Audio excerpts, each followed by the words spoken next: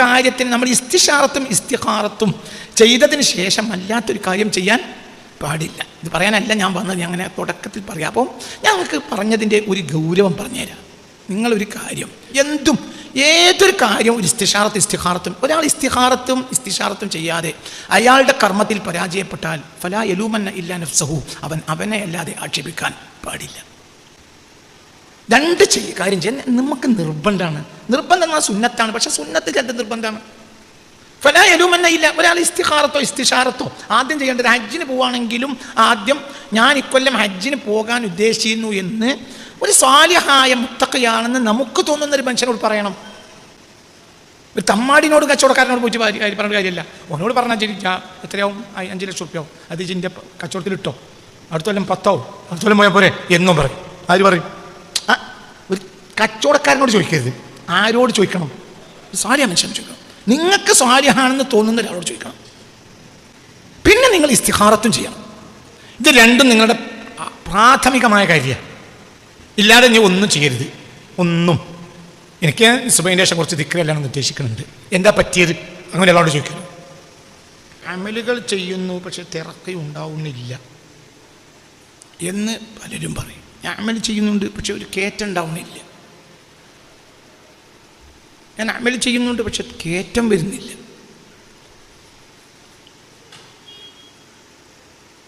ചില അമലുകൾ വാങ്ങിക്കൊണ്ട് പോകും പക്ഷെ കയറ്റം ഉണ്ടാവുന്നില്ല. പഴയ അവസ്ഥ തന്നെ ഞാനുള്ളത്, എൻ്റെ എനിക്കൊരു മാറ്റം ഇല്ല ഉസ്താദേ എന്ന് പറയും.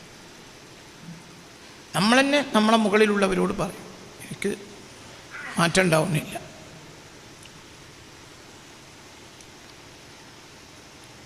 എന്താണ് ഈ മാറ്റമില്ലാത്തതിൻ്റെ അടിസ്ഥാന കാരണം? ചില പ്രശ്നങ്ങൾ പിന്നീട് പറയാം. ഒരു അടിസ്ഥാന പ്രശ്നം പറഞ്ഞുതരാം.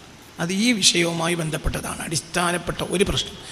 വേറെ പ്രശ്നങ്ങളുണ്ട്, അത് പറയാം. പക്ഷെ ആ പ്രശ്നങ്ങളൊക്കെ ഈ പ്രശ്നം നേരെയായാൽ നീങ്ങും.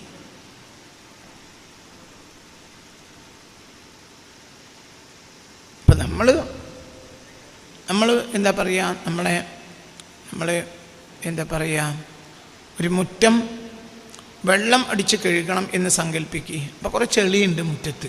എങ്കിൽ നമ്മളാ വെള്ളം നല്ല ഫോഴ്സിൽ വെള്ളം അങ്ങോട്ട് അടിക്കുമ്പോൾ ആദ്യം മുകൾ ഭാഗത്ത് നീങ്ങും, പിന്നെ അതിൻ്റെ അടിയത്ത് നീങ്ങും, പിന്നെ അതിൻ്റെ അടിയത്ത് നീങ്ങും, പിന്നെ അതിൻ്റെ അടിയത്ത് നീങ്ങും. പിന്നെ ആ മുറ്റത്തിട്ട കട്ട എങ്ങനെയാണോ കാലപ്പഴക്കത്തിൽ സ്വാഭാവികമായും അതിനൊരു എന്താ പറയുക, പിന്നെ ഒരു കളർ ചേഞ്ച് വന്നിട്ടുണ്ടാകാം. ചിലപ്പോൾ കളർ ചേഞ്ച് വന്നിട്ടും ഉണ്ടാവില്ല. എന്തുകൊണ്ട്?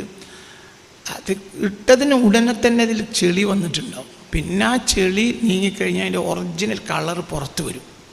അതിങ്ങനെ ഘട്ടമായിട്ട് നീങ്ങുക.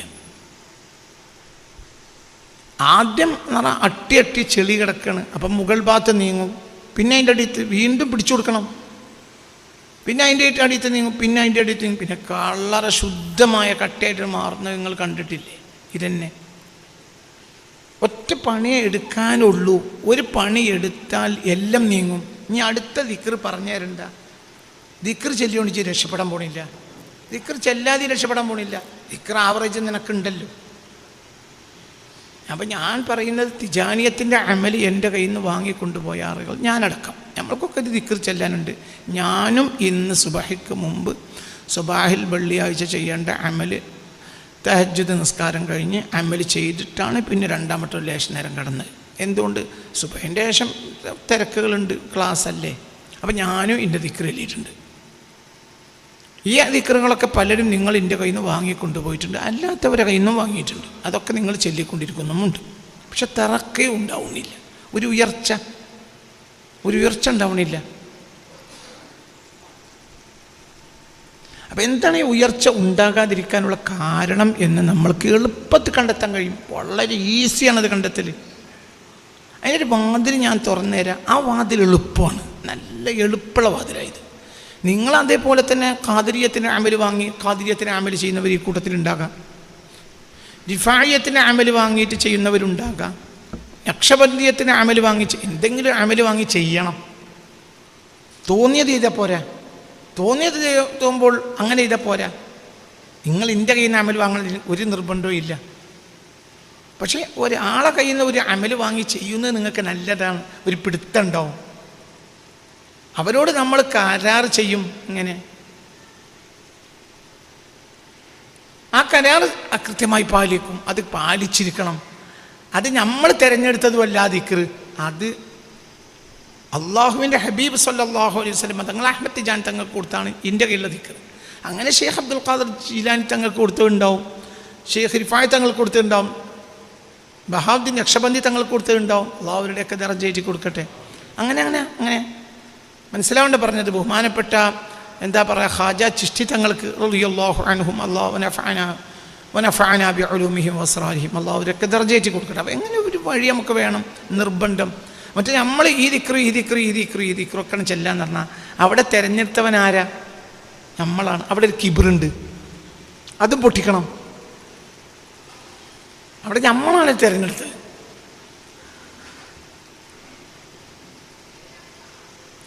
ഞാനൊരു ഇസ്തിഖാറ ചെയ്തതിന് ശേഷം ഒരു കാര്യത്തിൽ പ്രവേശിച്ചപ്പോൾ പിന്നെയും എനിക്ക് നഷ്ടം വന്നു.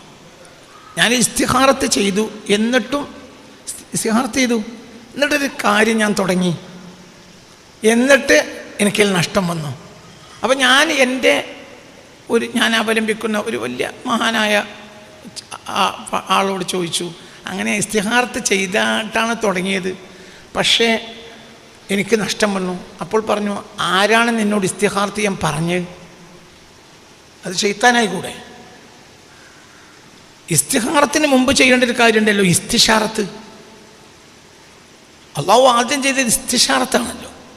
ഇസ്തിഷാറത്ത് പറഞ്ഞാൽ മുഷാവറ ചെയ്യുക. തൻ്റെ മനസ്സിലാവേണ്ട പറഞ്ഞത്, അള്ളാഹിൻ്റെ മുകളിലുള്ള ആരോടും ഇസ്തിഷാറത്ത് ചെയ്യാനില്ല. പക്ഷെ എന്നാലും അള്ളാഹിൻ്റെ എത്രയോ താഴെയുള്ള ഒരു സൃഷ്ടി, ആ സൃഷ്ടിയോടും അള്ളൊരു മുഷാവറ ചെയ്തു. ഇത് ഖാല റബ്ബുക ലിൽ മലായികത്തി ഇന്നി ജാഇലുൻ ഫിൽ അർളി ഖലീഫ. അപ്പോൾ ഹജ്ജിന് പോവുകയാണെങ്കിലും മുഷാവറ ചെയ്യണം. ഹജ്ജിനല്ലേ, അതിപ്പോൾ എന്തിനാ ഒരാളോട് ചോദിക്കുന്നത്? നമ്മൾ കള്ളുടിക്കാനൊന്നും പോകല്ലല്ലോ. അപ്പോൾ ഹജ്ജിന് അക്കൊല്ലം പോകൽ എൻ്റെ കിബറാണ്. എൻ്റെ പാപ്പ എന്നോട് പറഞ്ഞു, പൈസ മുഴുവനും ഒരുമിച്ച് കൂട്ടി. പാപ്പ 100 വട്ടൊന്നും അല്ല അത് പറഞ്ഞ് ഞാൻ കേട്ടത്. എല്ലാ മാനുത്തങ്ങൾ പാപ്പയാണ് ഉസ്താദിൻ്റെ ഷെയ്ഖ്. പൂക്കോട്ടുംപാട് പള്ളീൻ്റെ മുന്നിലാണ് അവരുടെ ഖബർ. പാപ്പാൻ്റെ എല്ലാം മാനുത്തങ്ങൾ പാപ്പയാണ്. മാനുത്തങ്ങൾ പാപ്പാൻ്റെ കയ്യിൽ കുട്ടിയായ സമയത്ത് പാപ്പാൻ്റെ ഉമ്മ കൈ പിടിച്ച് കൊടുത്താണ്, എൻ്റെ കുട്ടി നിങ്ങൾ നന്നാക്കി തരണം എന്ന് പറഞ്ഞു. വലിയ മഹാനായിരുന്നു മാനുത്തങ്ങൾ പാപ്പ. അള്ളാഹു അവരൊക്കെ ദർജ കൊടുക്കട്ടെ. അവരെ ഹളറത്തിലേക്ക് അൽ-ഫാത്തിഹ, എൻ്റെ പാപ്പാൻ്റെ ഉസ്താദാണ്. അൽ-ഫാത്തിഹ. أعوذ بالله من الشيطان الرجيم. بسم الله الرحمن الرحيم. الحمد لله رب العالمين الرحمن الرحيم مالك يوم الدين إياك نعبد وإياك نستعين اهدنا الصراط المستقيم صراط الذين أنعمت عليهم غير المغضوب عليهم ولا الضالين آمين. അപ്പോൾ അള്ളാഹു ഹബീബായ റസൂലുള്ളാഹിക്ക് ഫാത്തിഹ എത്തിച്ചു കൊടുക്കട്ടെ. മാനപ്പെട്ട എൻ്റെ ഉപ്പാൻ്റെ ഉസ്താദായ തങ്ങൾ പാപ്പാക്കും ഉപ്പാക്കും ഉമ്മാക്കും ഒക്കെ അള്ളാഹു എത്തിച്ചു കൊടുക്കട്ടെ. പാപ്പ അവർ വീട്ടിലൊന്ന് അങ്ങനെ താമസിക്കും, പാപ്പ കൊണ്ട് പാർപ്പിക്കും, അങ്ങനെ ഒക്കെ ഇഷ്ടം പോലെ ഞാൻ കണ്ടിട്ടുണ്ട്. അപ്പോൾ പാപ്പ ഓതിപ്പടിക്കുന്ന കാലത്ത് പാപ്പാൻ്റെ പാപ്പ കുറച്ച് നിയമത്തൊക്കെ ഉള്ള ഒരാളായിരുന്നു. അങ്ങനെ വലിയപ്പാൻ്റെ കയ്യിൽ നിന്ന് പൈസ വാങ്ങുകയോ കിട്ടുകയൊക്കെ എന്താ ചെയ്തിട്ട് ഹജ്ജിന് പോകാൻ പൈസ വാങ്ങി. വലിയപ്പാൻ്റെ കയ്യിൽ നിന്ന് പൈസ വാങ്ങി. എന്നിട്ട് ഹജ്ജിന് പോകാൻ വേണ്ടി മാനത്തങ്ങൾ പാപ്പാനോട് സമ്മതം ചോദിക്കാൻ വേണ്ടി ചെന്ന് പറഞ്ഞു. ഇക്കൊല്ലം ചുവണ്ടാറും പാപ്പനോട് പറഞ്ഞു, വെള്ളിയാഴ്ച ജുമാ നിസ്കാരം കഴിഞ്ഞിട്ട് ഞാൻ കാലുമ പിടിച്ച് കരിഞ്ഞു, പൈസ എൻ്റെ കയ്യിലുണ്ട്, പാപ്പ സമ്മതവും തന്നിട്ടുണ്ട്. അപ്പോൾ ഞാൻ തങ്ങളാപ്പ ഇക്കൊല്ലം പോട്ടെ, പറ്റൂല, കൊല്ലം ചേച്ചനുണ്ട്. നിനക്ക് ഹജ്ജിന് പോകാനാകുമ്പോൾ ഞാൻ പറയും, ഇപ്പം ചേച്ചനും ഉണ്ട് എന്ന് ജ്യോതി പഠിച്ചോ, ഹജ്ജിനുണ്ട്. അങ്ങനെ ആ പിറ്റത്തെ കൊല്ലം എന്തായി, അക്കൊല്ലം ഹജ്ജിന് പോയില്ല. പിന്നെ എന്തായി എന്നറിയാം, അത് പല ആശത്ത് പൈസ അല്ലേ, അത് അങ്ങോട്ടും ഇങ്ങോട്ടും ഒക്കെ ചുരുക്കം പറഞ്ഞാൽ നീങ്ങി പൈസ അങ്ങോട്ട് കഴിഞ്ഞു. പൈസ കഴിഞ്ഞ സമയത്ത് എന്ത് ചെയ്തു, ഉസ്താദ് വിളിച്ചു പറഞ്ഞു, ഈ കൊല്ലം നോക്കുക. അപ്പോൾ പൈസ ഇല്ല, ആകെ പൈസ ഉള്ളത് ബോംബേക്ക് പോകാനുള്ള പൈസ. എന്നാൽ അതോട് പറഞ്ഞതും ഇല്ല. പോയി ബോംബേക്ക് പോയി. ബോംബെ പോയി എന്തൊക്കെയോ ആയി, ചുരുക്കി പറഞ്ഞാൽ പോയി. ഹജ്ജിന് പോയി, ഹജ്ജ് കഴിഞ്ഞ് മടങ്ങി വന്നു. അപ്പോൾ ഖബീറായ ഒരു വ്യക്തിയോട് അന്വേഷിക്കാതെ ഒരു കാര്യം ചെയ്യാൻ പാടില്ല. ഒരു കാര്യം, ഇതെന്ത് കാര്യം, ഇത് നമ്മൾക്ക് വലിയ പാഠാണ്, ഭയങ്കര പാഠാണ്. ഒരു അമല് പോലും, ഒരു ദിക്ർ നിങ്ങൾ ചെയ്യുന്നുണ്ടെങ്കിൽ ആ ദിക്ർ നിങ്ങളോട് ആര് പറഞ്ഞു? ഒരു ഖബീറായ വ്യക്തിയോട് ചോദിക്കണം. അല്ലാഹു സുബ്ഹാനഹു വ തആല തൻ്റെ കർമ്മങ്ങളിൽ ചോദിച്ചിട്ടുണ്ട്. എല്ലാം അള്ളാഹിൻ്റെ താഴെയല്ലേ. ഇപ്പം മലക്കെന്ന് പറഞ്ഞാൽ അത് ശൈഅല്ലല്ലോ. അവരോടും അള്ളാഹു ചോദിച്ചില്ലേ, വഇദ് ഖാല റബ്ബുക ലിൽ മലായികത്തി ഇന്നി ജാഇലുൻ ഫിൽ അർളി ഖലീഫ, ഞാൻ ഭൂമിയിലേക്ക് ഖലീഫയെ നിശ്ചയിക്കുകയാണ് എന്ന് അള്ളാഹു പറഞ്ഞല്ലോ. ആരോട്? മലായികത്തിനോട് പറഞ്ഞല്ലോ. അപ്പോൾ ഇസ്തിഖാറത്ത് പോലും ചെയ്താൽ പോരാ. ഒരു കാര്യം ചെയ്യുന്നതിന് മുമ്പ് ഇസ്തിഖാറത്തിൻ്റെ സുന്നത്താണ്. പക്ഷെ ഇസ്തിഖാറത്ത് ചെയ്താലും പോരാ, അതിന് മുമ്പ് എന്ത് ചെയ്യണം? ഇസ്തിഷാറത്ത് ചെയ്യണം. എന്ത് കാര്യം ഇസ്തിഷാറത്ത് ചെയ്യണം. ഇസ്തിഷാറത്ത് കഴിഞ്ഞിട്ടേ ഇസ്തിഖാറത്തുള്ളൂ. പിന്നെ ബാക്കി അലല്ലാഹ്. തോറ്റാലും ജയിച്ചാലും ഖൈറാണ്. ഹസാ അൻ തക്റഹു ശൈഅൻ ഫഹുവ ഖൈറുൽ ലക്കും. ചിലത് നമ്മൾ തോൽക്കും, തോറ്റാൽ ജയിക്കും, തോറ്റാൽ നമ്മൾ ജയിക്കും. ചിലത് തോൽക്കും. ഞാനൊരിക്കൽ റിയാദ് എയർപോർട്ടിൽ ഇരിക്കുകയാണ്. 20 കൊല്ലം മുമ്പാണ്, 20-25 കൊല്ലം മുമ്പ് റിയാദ് എയർപോർട്ടിൽ ഇരിക്കുക. അപ്പോൾ ഒരാൾ വന്നു, അങ്ങനെ അടുത്തിരുന്നു, സംസാരിച്ചു. അപ്പോൾ സംസാരിച്ച് അയാൾ പറഞ്ഞു, ഞാനെന്നോട് ചോദിച്ചു, നിങ്ങളെവിടെയാണ്? ഞാൻ നിലമ്പൂരാണ്. അപ്പോൾ അയാൾ ചിരിച്ചു. എന്താ ചിരിച്ചു? അല്ല, ഞാൻ നിലമ്പൂർ ഭാഗത്ത് അടവിന് സാധനം കൊടുക്കാറുണ്ടായിരുന്നു. കട്ടിൽ, പിന്നെ എന്താ പറയുക, കസേര, അങ്ങനെ പോലത്തെ സാധനങ്ങളൊക്കെ അടവിന് ഇങ്ങനെ കൊടുക്കും. പിന്നെ ആളുകളിൽ നിന്ന് ആഴ്ച പോയി പൈസ വാങ്ങും. അതാണ് സത്യത്തിൽ എന്നെ വിജയിപ്പിച്ച്. എന്തേ? ഒന്നല്ല, കൊടുത്ത് ആൾ പൈസ തരാതെയായി. അപ്പോൾ ഞാൻ കടക്കാരനായി. അപ്പം ഞാൻ വാങ്ങണോടത്ത് പൈസ കിട്ടാതെയായി, കൊടുക്കാൻ കഴിയാതെയായി. അങ്ങനെ ഞാൻ മുങ്ങി അവസാനം ഞാൻ ബോംബെയിലെത്തിയപ്പോൾ വേറൊരാൾ വഴി ഞാൻ റിയാദിലേക്ക് എത്തിക്കാൻ കഴിഞ്ഞു. റിയാദിൽ നല്ലൊരു പണി കിട്ടി. ആ പണി കൊണ്ട് എനിക്ക് കൊടുക്കാനുള്ളവിടുത്തെ കടങ്ങളൊക്കെ വീട്ടി. ഇപ്പോൾ അൽഹംദുലില്ലാഹ് നല്ലൊരു പൊസിഷനിലാണ്. ഞാനിപ്പോൾ പോകുന്നത് കഫീൽ ഭാര്യക്കും പിന്നെ കൊണ്ടുവരാനുള്ള വിസ കൂടി തന്നിട്ടുണ്ട്. അതും കൂടി പോഞ്ഞപ്പോൾ അവനെയും കൊണ്ടുവരും. സത്യം പറഞ്ഞാൽ ഞങ്ങളെ നാട്ടിൽ അടവിൻ്റെ കച്ചവടം ചെയ്തിട്ടില്ലായിരുന്നെങ്കിൽ, തോറ്റിട്ടില്ലായിരുന്നെങ്കിൽ ഇന്ന് ഞാൻ ഈ സ്ഥാനത്ത് എത്തൂലായിരുന്നു. അത് 20-25 കൊല്ലം മുമ്പ് റിയാദ് എയർപോർട്ടിൽ ഫ്ലൈറ്റ് കാത്തിരിക്കുമ്പോൾ ഒരാൾ എന്നോട് പറഞ്ഞതാണ്. ഞാൻ ഇടക്കിടക്ക് ഓർക്കും. അതായത് അസാം തക്റഹു ശൈഅൻ ഫഹുവ ഖൈറുൽ ലക്കും. ചില കാര്യങ്ങൾ നമുക്ക് വിഷമമായിരിക്കും, പക്ഷെ അത് പിന്നീട് നമുക്ക് എന്തായി മാറും? ഉറപ്പ് ഖൈറായി മാറും. അതൊക്കെ അള്ളാഹുവിൻ്റെ നിശ്ചയങ്ങളാണ്.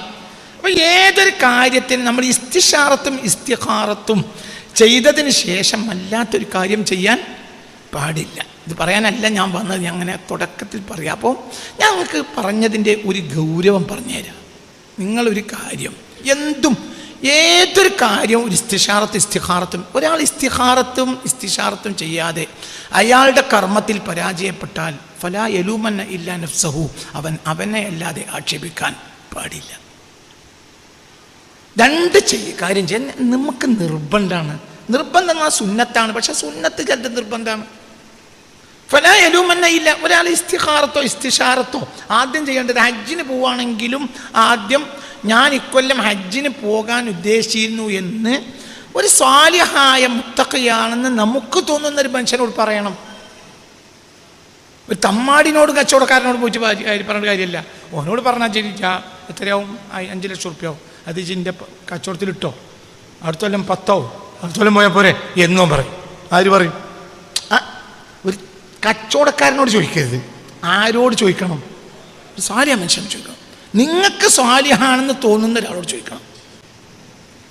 പിന്നെ നിങ്ങൾ ഇസ്തിഖാറത്തും ചെയ്യണം. ഇത് രണ്ടും നിങ്ങളുടെ പ്രാഥമികമായ കാര്യമാണ്. ഇല്ലാതെ നീ ഒന്നും ചെയ്യരുത്. ഒന്നും. എനിക്ക് സുബഹിൻ്റെ ശേഷം കുറച്ച് ദിക്റെല്ലാം ഉദ്ദേശിക്കുന്നുണ്ട്. എന്താ പറ്റിയത്? അങ്ങനെ എല്ലാവരോട് ചോദിക്കണം. മസലുല്ലദീ യദ്കുറു റബ്ബഹു വല്ലദീ ലാ യദ്കുറു റബ്ബഹു മസലുൽ ഹയ്യി വൽ മയ്യിത്ത്. ദിക്റുള്ളവനും ദിക്റില്ലാത്തവനും തമ്മിൽ വ്യത്യാസം മസലുൽ ഹയ്യി വൽ മയ്യിത്ത്, ജീവിക്കുന്നവനും മരിച്ചവനും തമ്മിൽ വ്യത്യാസമാണെന്ന് പുണ്യ റസൂൽ മുസ്തഫ. ദിക്റുള്ളവൻ ജീവിക്കുന്നവനും ദിക്റില്ലാത്തവൻ മരിച്ചവനും. അപ്പം അത് ഉറപ്പാണ്, നമുക്കത് വേണം. നമുക്ക് ജീവിക്കണമെങ്കിൽ ദിക്ർ വേണം, നിർബന്ധമായി വേണം, ഉണ്ടാകുക തന്നെ വേണം. അതിന് അദദും വേണം. കുല്ലു ശൈഇൻ ഇൻദഹു ബിമിഖ്ദാർ. ചൊല്ലിയാൽ പോരാ. എന്തുകൊണ്ട്? അത് നമ്മൾ അങ്ങനെ ചൊല്ലൂല. ഒരു കൃത്യത വന്നാൽ മാത്രമേ ചൊല്ലുള്ളൂ. പിന്നെ അത് അള്ളാഹുവിൽ എത്താനുള്ള ഈ കഴിഞ്ഞൊരു ക്ലാസ്സിൽ നിങ്ങളോട് ഞാൻ പറഞ്ഞിട്ടുണ്ട്, 1000 സ്വലാത്ത് ബോധമില്ലാതെ ചെല്ലുന്നതിനേക്കാൾ നല്ലത് ബോധത്ത്. ഇപ്പം ഈ കഴിഞ്ഞ ഏതോ എന്ന് പറഞ്ഞത്, അത് ഈ കഴിഞ്ഞ ദിവസം പറഞ്ഞിട്ടുണ്ട്. എനിക്ക് തോന്നുന്നു ഞായറാഴ്ച ക്ലാസ്സിലാണോ മനസ്സിലാണ്ട് പറഞ്ഞത്. ഒരു സ്വലാത്ത് നീ അള്ളാഹുവിൻ്റെ വജീഹിന് വേണ്ടി മനസ്സറിഞ്ഞ് ചൊല്ലിയാൽ അതിന് വലിയ വില ഉണ്ടാവും. ഈ അവസ്ഥയിലേക്കൊക്കെ നമുക്ക് ഉയരാനും കഴിയും. അള്ളാഹു തൗഫീഖ് തരട്ടെ. ഇപ്പം എല്ലാവരും പറയും എനിക്കൊരു ഉയർച്ച ഉണ്ടാവണമല്ലോ, നമ്മളെ റൂഹ് പ്രകാശിക്കണ്ടേ. അള്ളാഹു തആല തൗഫീഖ് തരട്ടെ. ഈ റൂഹ് പ്രകാശിക്കലിൻ്റെ ആദ്യ അളവാണ് ഇപ്പോൾ കഴിഞ്ഞ ക്ലാസ്സിൽ തുടങ്ങി വെച്ചത്. അതിൻ്റെ ബാക്കിയാണ് ഈ പറയുന്നത്. റൂഹ് പ്രകാശിക്കണമെങ്കിൽ എല്ലാം ലിവജഹില്ല, ആർക്ക് വേണ്ടി ചെയ്യണം? അല്ലാഹു വേണ്ടി ചെയ്യണം. അതെന്തെന്ന് എന്നോട് ചോദിക്കരുത്, അതെന്തെന്ന് നീ ചോദിക്കരുത്. എന്ത് എന്നാൽ എന്തും. നീ ഭക്ഷണം കഴിക്കുകയാണെങ്കിൽ പോലും ഈ ഭക്ഷണം കഴിക്കൽ അള്ളാഹിൻ്റെ വജീന് ഭക്ഷണം കഴിക്കണം. എന്ത്? ഭക്ഷണം കഴിച്ചാലല്ലേ ആരോഗ്യം ഉണ്ടാവുള്ളൂ. ആരോഗ്യം ഉണ്ടായാലല്ലേ നിന്റെ ശരീരത്തിനും സമൂഹത്തിനും ദീൻ നടത്താൻ കഴിയുള്ളൂ. അതിനല്ലേ അള്ളാഹ് നിന്നെ പറഞ്ഞേച്ച്. അപ്പം നിനക്ക് എന്ത് ചെയ്യണം? എന്ത് വേണം? എന്ത് വേണം? ഭക്ഷണം കഴിക്കണം. അത് അള്ളാഹിൻ്റെ വജീന്. അപ്പൊരു ഗുണം ഉണ്ടാവും. അള്ളാഹുവിന് വേണ്ടി ഭക്ഷണം കഴിച്ചാൽ ഗുണമുണ്ട്. എന്ത്? കഴിക്കുമ്പോൾ കഴിക്കൂല, അത് അള്ളാഹിൻ്റെ വജീന് വേണ്ടി ആവൂല. നിങ്ങളെൻ്റെ കൂടെ ഇല്ല. അള്ളാഹുവിൻ്റെ വജീഹിന് വേണ്ടി ഭക്ഷണം കഴിക്കാൻ നമ്മൾ തയ്യാറായാൽ നമ്മളെ ഭക്ഷണം കഴിക്കലിൽ നിയന്ത്രണം ഉണ്ടാവും. കാരണം ഒരു കാര്യം നന്നാവണമെങ്കിൽ അള്ളാഹിൻ്റെ പൊരുത്തം ഉണ്ടാവണം. അള്ളാഹിൻ്റെ വജീഹ് ഉണ്ടാണെങ്കിൽ ആദ്യം അള്ളാഹുവിൻ്റെ പൊരുത്തം ഉണ്ടാവും. അഖിലുൻ അലാ അഖിലീൻ, ഭക്ഷണത്തിൻ്റെ മേൽ ഭക്ഷണം കഴിക്കൽ അള്ളാഹ്ക്ക് പൊരുത്തമില്ല. അപ്പം നമ്മൾ ചായയും കടിയും കുടിച്ച് വന്ന് പിന്നെ ഇവിടുന്ന് ചായ കഴിയുമ്പോൾ കുടിക്കൂല. എന്തുകൊണ്ട്? ഇപ്പോൾ തൽക്കാലം 1 മണിക്കൂർ, 1.5 മണിക്കൂർ, 2 മണിക്കൂർ ഇത് മതി.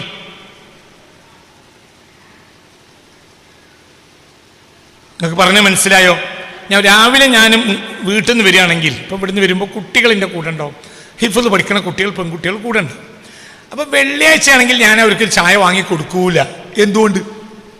വെള്ളിയാഴ്ച ചായ വാങ്ങി കൊടുത്താൽ പിന്നെ ഇവിടെ ഇസ്റാഫ് വരും. വെള്ളിയാഴ്ച അവർക്ക് ചായ കൊടുക്കൂല. കാരണം വെള്ളിയാഴ്ച ഇവിടെ രാവിലെ വരുന്നവർക്ക് എന്തുണ്ട്? ചായ, ഒരു കടി ഇവിടെ ഉണ്ട്. അതേസമയത്ത് ഞായറാഴ്ച അങ്ങനെയല്ല. ഞായറാഴ്ച ചായ വാങ്ങി കൊടുത്തിട്ട് കൊണ്ടുവരും. കാരണം ഞായറാഴ്ച ചായ ക്ലാസ് കഴിഞ്ഞിട്ടാണ്. നിങ്ങൾക്ക് പറഞ്ഞത് മനസ്സിലായോ? അങ്ങനെ. അപ്പം നമ്മളൊരു കാര്യം ചെയ്യുകയാണെങ്കിൽ, അള്ളാഹുവിൻ്റെ വജീഹിന് ചെയ്യുകയാണെങ്കിൽ അവിടെ അള്ളാഹുവിൻ്റെ ഇതിന് വേണം.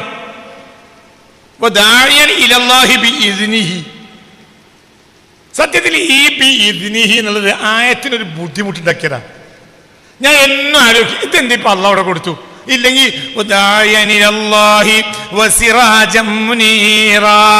നല്ല ഒഴുക്കാം. അവിടെ ഒരു കഴമൊയാണ്. എന്ത്? ബി ഇദ്നിഹി. നല്ല ഉഷാറിലുണ്ടെങ്കിൽ പറയുള്ളൂ. ഉഷാറിലില്ല, അന്തം വിട്ട് വന്നവരാണെങ്കിൽ ഇത് വർത്താനം പറയില്ല. ഇനി കാസിമി ആയത്തിൻ്റെ ഒരു കഷ്ണം എടുത്തു കളയാൻ വേണ്ടി 10 കൊടുത്തിട്ടുണ്ട്, നിങ്ങൾ പറഞ്ഞുണ്ടാക്കരുത്. പറഞ്ഞുണ്ടാക്കും.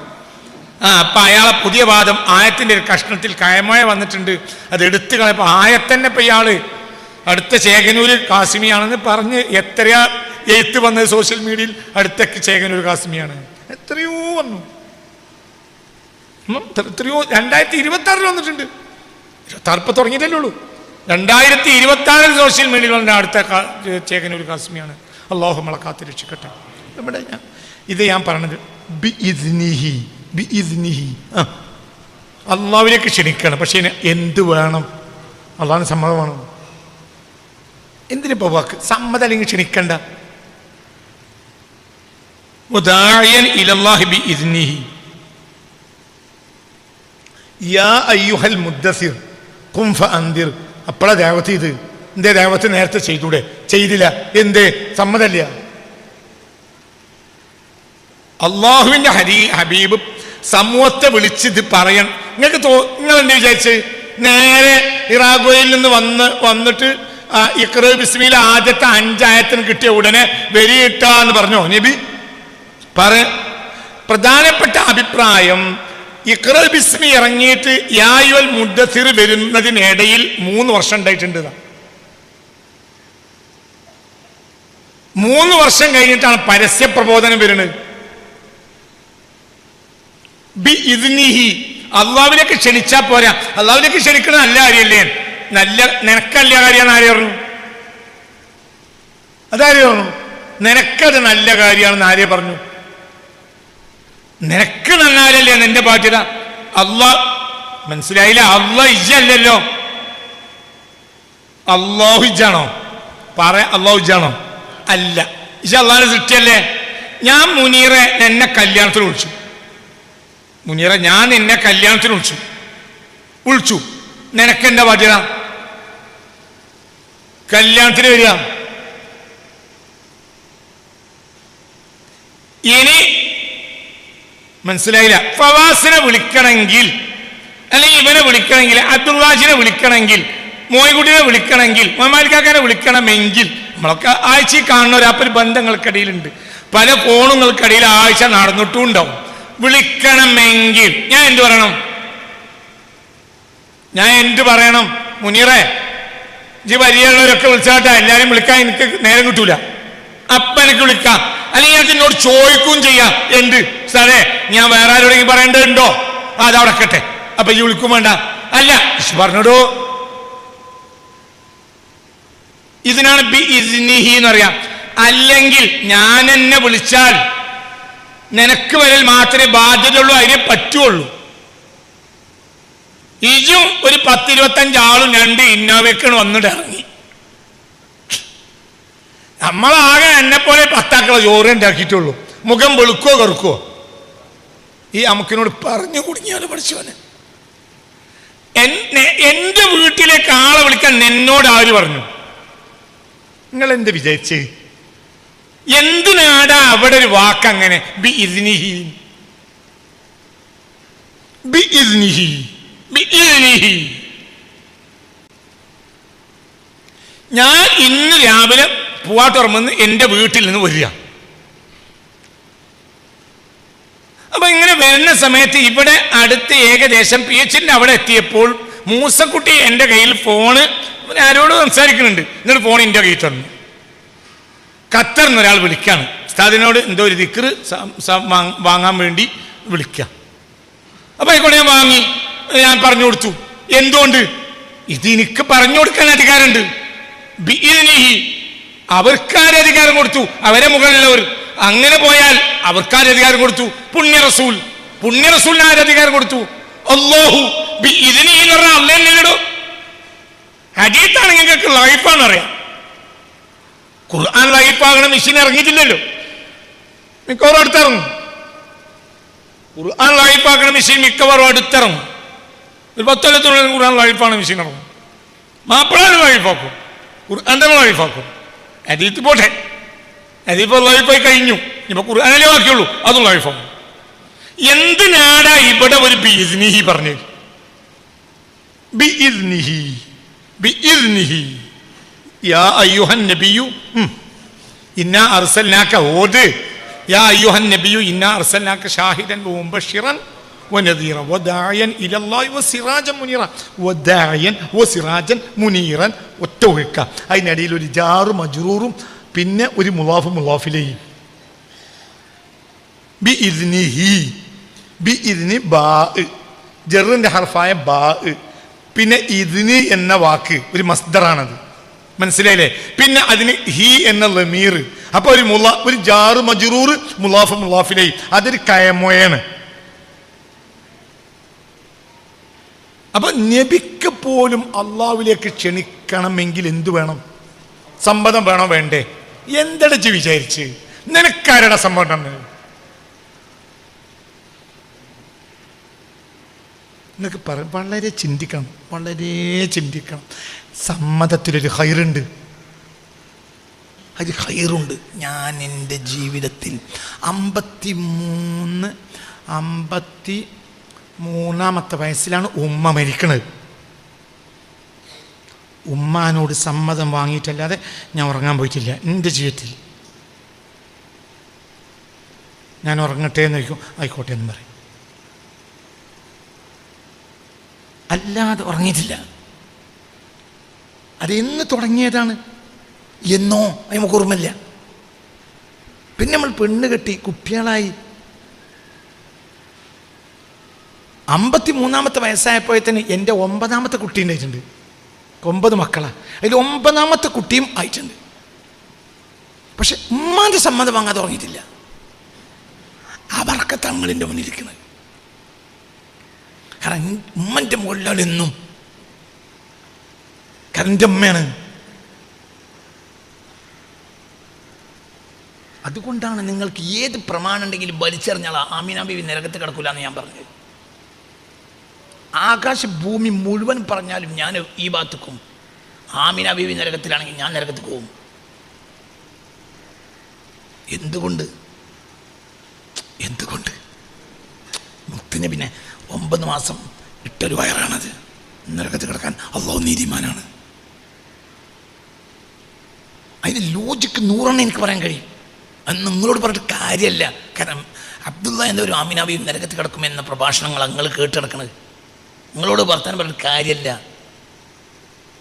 അള്ളാഹു നമ്മളെ കാത്തിരക്ഷിക്കട്ടെ. നിങ്ങൾ ചിന്തിക്കണം. ഞാൻ ഒരു ഉദാഹരണം പറഞ്ഞാൽ, അപ്പോൾ ഉമ്മാൻ്റെ സമ്മതം വാങ്ങി ഉറങ്ങാൻ പോവുക, അതിൽ സന്തോഷമുണ്ട്. അപ്പോൾ ഒരു റാഹത്തുണ്ട്. ആ കട്ടിൽ വന്നിരിക്കുമ്പോൾ റാഹത്തുണ്ട്. ഞാൻ ആരെ സമ്മതം വാങ്ങി?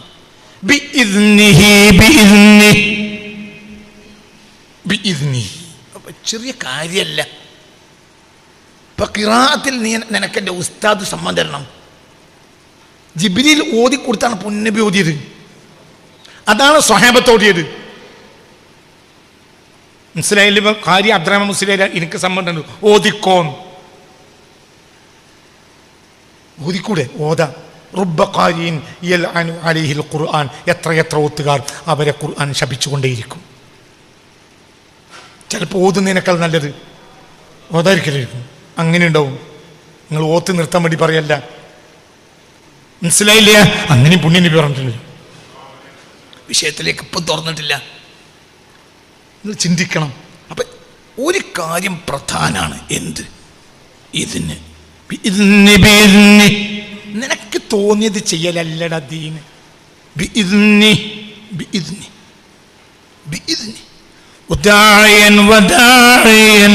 وداعيا إلى الله بإذنه وسراجا منيرا.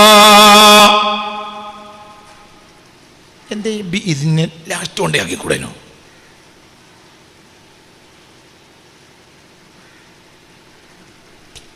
ഇതിനെ ഇവിടെ وداعيا إلى الله وسراجا منيرا بإذنه. ഇങ്ങനെയാണ് ഇവിടെ. എന്ത് ബിഇദ്നി ആകുമ്പോഴേ സിറാജ് ആകൂ. എന്താ സിറാജ്? വിളക്ക്. എന്താ വിളക്ക്? അതിൻ്റെ പ്രഭ മറ്റുള്ളവർക്ക് വെളിച്ചമാവും. മുനീർ എന്താ? എന്നും പ്രകാശിക്കുന്ന വിളക്ക്. എന്നും പ്രകാശിക്കണമെങ്കിൽ ബിഇദ്നിഹി വേണം. ഉദായൻ നമുക്ക് തോന്നിയ ചെയ്യരുത്. നമുക്ക് തോന്നിയരുത്. എന്തും നമുക്ക് തോന്നിയ ചെയ്തേ ഇറക്കി പറവും. എന്തും എന്തും എന്തും എൻ്റെ ശിഷ്യന്മാർ എന്നോട് ചോദിക്കണം. അല്ലെങ്കിൽ എന്നെ മാറ്റി വേറൊരാളെ ശിഷ്യനാകണം. ഒരു പ്രശ്നവും ഇല്ല. വെറുതെ പ്രസംഗം കേൾക്കാൻ വരരുത്. ഇതൊരു തെർബിയത്താണ്. ഇത് ചെയ്യണ്ടെന്ന് പറഞ്ഞാൽ ചെയ്യരുത്. ഞാനാരാണ്? ഞങ്ങൾ ഉസ്താദാണ്. മനസ്സിലായില്ലേ? എന്നോട് ചോദിക്കണം. അല്ല ചെയ്യരുത്. ഞാൻ വലിയ ആളാണോ? ഞങ്ങൾക്ക് ഉസ്താദാണ്. ഞാനോ? ഞാൻ എൻ്റെ അപ്പുറത്തുള്ളവർ ചോദിക്കാൻ ആനങ്ങൂല, ചവിട്ടൂല. ഈ ക്ലാസ്സിൽ പങ്കെടുക്കുന്ന ഒരുത്തൻ ഷമീർ ഇവിടെ ഉണ്ടോ? ഷമീർ ഉണ്ട്. ഇന്ന് രാവിലെ അവനോട് പറഞ്ഞു ഓപ്പറേഷൻ ചെയ്യാൻ പറഞ്ഞിട്ടുണ്ട്, മെഡിക്കൽ കോളേജിൽ പോയിരുന്നു, ഓപ്പറേഷൻ ഇവിടെ ഉണ്ട് ഇന്ന് രാവിലെ. അപ്പോൾ കൽപ്പള്ളി കഴിഞ്ഞു വണ്ടി. അപ്പോൾ അവൻ്റെ മകള് എൻ്റെ എൻ്റെ കൂട്ടത്തിലുണ്ട്, എൻ്റെ വീട്ടിൽ നിന്ന് പഠിക്കുന്ന കുട്ടിയാണ് അവൻ്റെ മോള്.